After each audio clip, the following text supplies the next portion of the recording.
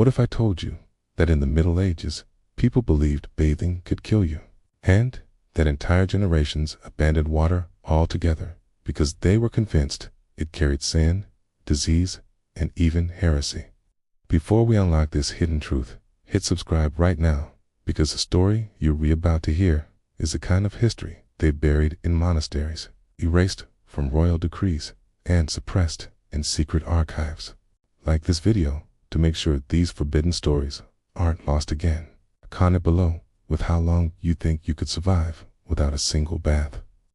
Now, let's step back into a world where water was feared as much as it was needed. Imagine it is Paris, the year 1320. The streets are choked with smoke and the stench of waste. But in the heart of the city, a glow rises from wooden bathhouses lit by flickering candles. Men and women sink into steaming tubs, whispering secrets behind curtains of vapor.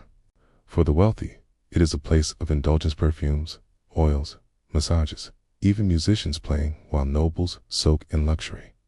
For peasants, it is a rare relief from endless filth. And yet, within a century, these same bathhouses would be shuttered, condemned as dens of lust and death.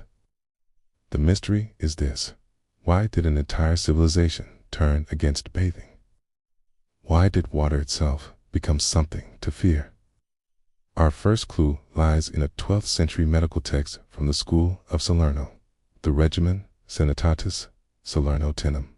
In its earliest form, bathing was praised as essential to health. Warm water cleansed the pores, revived the spirit, and even strengthened the heart. Physicians across Europe advised nobles to bathe regularly to prevent illness. And yet, later versions of this same text contain ominous additions. Marginal notes written in Latin, warning that excessive bathing inflames lust, weakens the body, and invites disease. Who added these warnings? Some point to church scribes who copied medical texts, but quietly changed their message, turning the medicine of water into the morality of abstinence. Then came the Black Death. In 1347, plague ships docked in Sicily. Taba, by 1348, half of Europe was dying. Theories spread like wildfire. Was it God's punishment, poisoned wells, bad air, or the bathhouse? Doctors believed that hot water opened the pores and made the body vulnerable to miasma, the poison air of disease. Suddenly, washing was seen not as cleansing, but as fatal. Bathhouses, once centers of life, were shut down. Whole families abandoned bathing altogether, convinced that dirt itself acted as a shield against sickness. But here is the forbidden truth. Beneath the accusations of disease, another battle was being fought, one of power and control. Bathhouses were not just places of washing. They were hubs of information, where merchants made deals, nobles plotted alliances, and commoners mingled with elites. In some cities, they doubled as brothels or meeting places for heretical groups. By condemning bathing, the church didn't just fight disease, dismantled spaces of independence. Silence, separation, and filth were safer for authority than gatherings of free minds in warm water. Archaeological digs in London, Prague, and Cologne confirmed this forgotten story. Layers of soot and ash revealed public bathhouses abruptly abandoned. Drainage pipes clogged with coins, jewelry, and even carved amulets suggest they were sealed in haste. In one excavation, parchment fragment was found in a collapsed bathhouse wall. Its Latin text, a sermon warning against the sins of steaming chambers. Could this be evidence of deliberate suppression? The deeper you look, the stranger the story becomes. Nobles did not abandon cleanliness completely, while peasants wore filth as protection. Kings and queens turned to perfumes, scented cloths, and spiced oils. In France, records show that nobles were encouraged to dry bathe, rubbing themselves with linen instead of washing.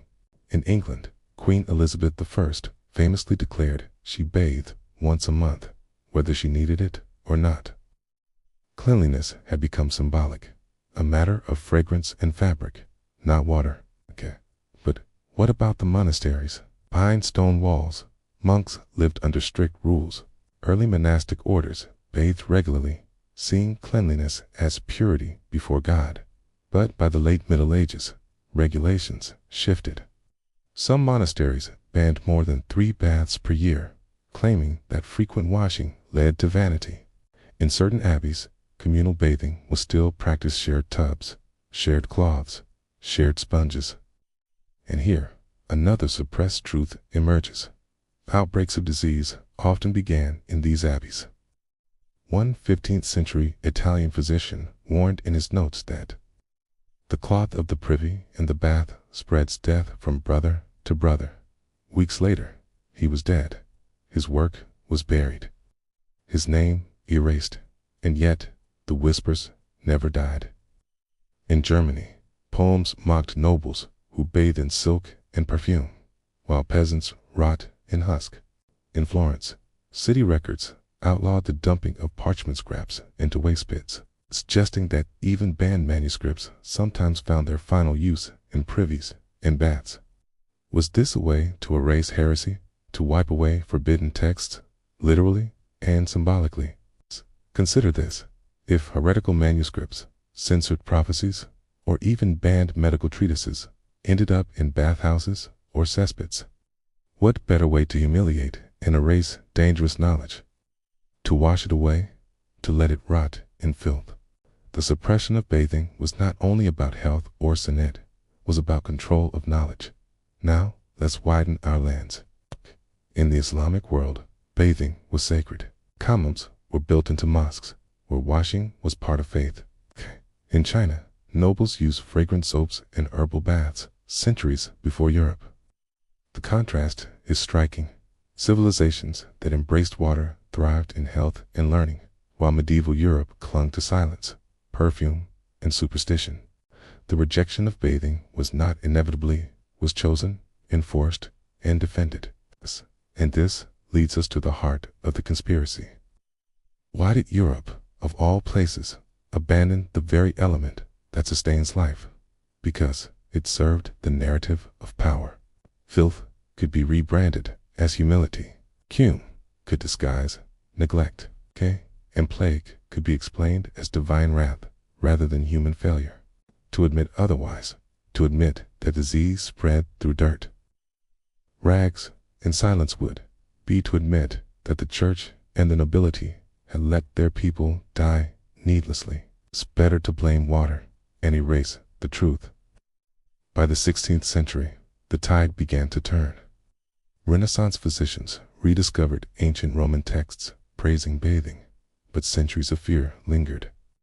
Even into the 18th century, some Europeans still avoided baths, convinced that dirt itself kept them alive. Only with the rise of modern science and sanitation did water reclaim its place as life, not death.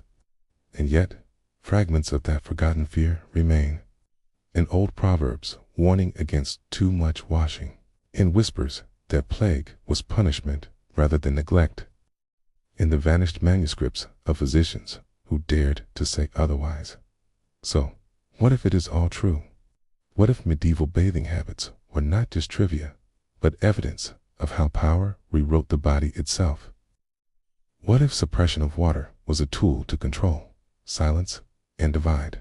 And what if hidden in the ashes of old bathhouses lies the proof that entire civilizations were kept dirty, not by choice, but by decree?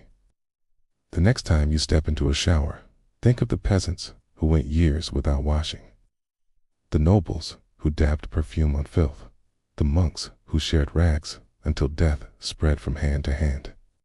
Remember that cleanliness, like history, is never neutral. It is shaped by power, by fear, and by secrets buried in forgotten archives. History may not be what you were told. It never is. And I will leave you with this. If history could be rewritten once, even in something as intimate as the act of bathing, could it happen again?